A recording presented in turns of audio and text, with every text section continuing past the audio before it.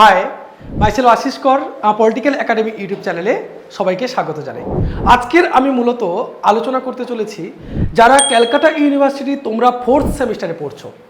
4th সেমিস্টারের আজকের আমি সাজেশন নিয়ে উপস্থিত হয়েছি তোমাদের যাদের CC8 রয়েছে, ইন্ডিয়ান পলিটিক্যাল থট অর্থাৎ ভারতীয় রাষ্ট্রচিন্তা। এই পেপারটিতে কোন কোন প্রশ্নগুলো সবথেকে গুরুত্বপূর্ণ এই প্রশ্নগুলো নিয়ে আজকের আমরা আলোচনা করব। চলো তাহলে দেখে নেওয়া যাক তোমাদের জন্য কি কি গুরুত্বপূর্ণ প্রশ্নগুলি রয়েছে।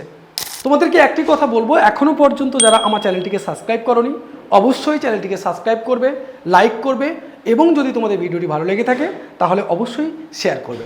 চলো প্রথম যে প্রশ্নটি রয়েছে দেখো, বলছে রাম মনোহর লোহিয়ার সমাজতান্ত্রিক চিন্তার উপরে একটি টিকা লেখো। তোমাদের মডিউল 1 এবং মডিউল 2 এই ভাগে ভাগ করেছি। সমস্ত প্রশ্নগুলো তোমরা বড় প্রশ্ন আকারে করবে, তাহলে ছোট প্রশ্ন অর্থাৎ 10 নম্বরের যে প্রশ্ন তোমাদের পড়বে সেটা অনায়াসে তোমরা তৈরি করতে পারবে। রাম মনোহর লোহিয়ার সমাজতান্ত্রিক চিন্তার উপরে একটি টিকা লেখো। সাথে সাথে আমি তোমাদের ইংলিশ মিডিয়ামের জন্যও কিন্তু সাজেশনটা তৈরি করেছি। Write a note on the socialist ideas of Ram Manohar Lohia. Second প্রশ্নটা কি বলছে? সেকেন্ড প্রশ্নটা বলছে পুঁজিবাদের সংকটের উপর নরেন্দ্র দেবের ধারণাটি ব্যাখ্যা করো। Explain Narendra দেবস ideas of the crisis of capitalism. খুব গুরুত্বপূর্ণ প্রশ্ন এগুলো। তার পরের প্রশ্নটি কি বলছে? তার পরের প্রশ্নটি বলছে জয়প্রকাশ নারায়ণের গণতন্ত্রের ধারণাটি আলোচনা করো। জয়প্রকাশ নারায়ণের গণতন্ত্রের যে ধারণা সেটা তোমাদের আলোচনা করতে বলছে। Discuss the idea of democracy of Jayaprakash Narayan. 4 নম্বরে কি প্রশ্ন রয়েছে? বলছে উপনিবেশবাদ ও জাতীয়তাবাদের উপর ইকবালের দৃষ্টিভঙ্গি বিশ্লেষণ করো। Examine Iqbal's views on colonialism and nationalism. তারপরে বলছে জয়প্রকাশ নারায়ণের সম্পূর্ণ বিপ্লবের প্রধান বৈশিষ্ট্যগুলি উল্লেখ করো। জয়প্রকাশ নারায়ণের সম্পূর্ণ বিপ্লবের প্রধান বৈশিষ্ট্যগুলি উল্লেখ করো। Mention the basic features of Jayaprakash Narayan total revolution. Jayaprakash নারায়ণের যে টোটাল রেভলিউশন বা সম্পূর্ণ বিপ্লব তার কি বৈশিষ্ট্যগুলো ছিল সেগুলো আলোচনা করো। তোমরা যারা আমার ভিডিওটি দেখছো তোমাদের সবাইকে জানাচ্ছি যে আমাদের পলিটিক্যাল একাডেমিতে এখন কিন্তু 4th সেমিস্টারের অ্যাডমিশান প্রক্রিয়া চলছে। তোমরা অ্যাডমিশন নিতে চাও পলিটিক্যাল একাডেমিতে, সরাসরি যোগাযোগ করতে পারো 86200639 এই নম্বরে।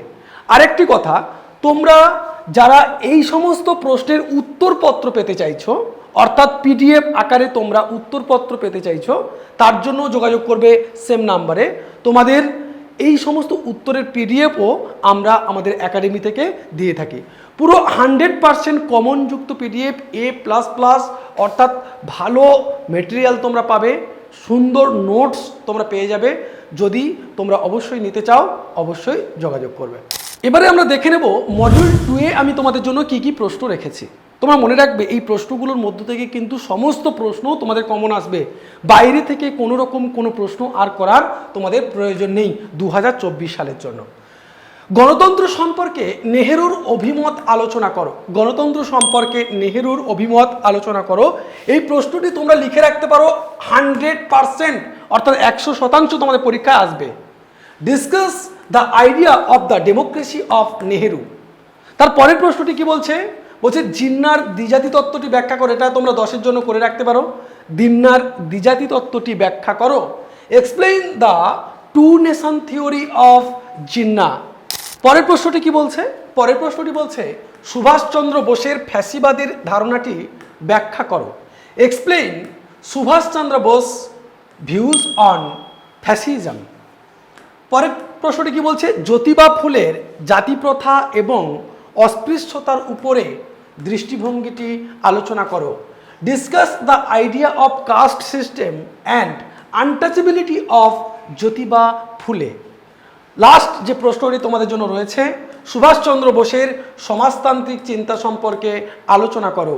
Discuss Subhash Chandra Bose's views on socialism. তোমাদের এই যে সুভাষচন্দ্র বোসের উপর দুটো প্রশ্ন রয়েছে, একটা রয়েছে ফ্যাসিবাদ আর একটা রয়েছে সমাজতান্ত্রিক। এই দুটো প্রশ্নের মধ্যে একটা প্রশ্ন এবছরের জন্য তোমাদের খুব ইম্পর্টেন্ট, 100% অবশ্যই অবশ্যই আসবে। তোমাদের আবারও বলছি, যদি তোমরা আমাদের একাডেমি থেকে তোমরা এই প্রশ্নগুলির নোটপত্র নিতে চাও, অবশ্যই আমাদের দেওয়া ফোন নাম্বারে যোগাযোগ করবে 8620063339। এছাড়াও আমাদের একাডেমিতে অফলাইন এবং অনলাইন উভয় মাধ্যমে পড়ানোর ব্যবস্থা রয়েছে। যদি তোমরা পড়তে চাও যোগাযোগ করতে পারো সেম নাম্বারে। অবশ্যই ভালো থাকবে।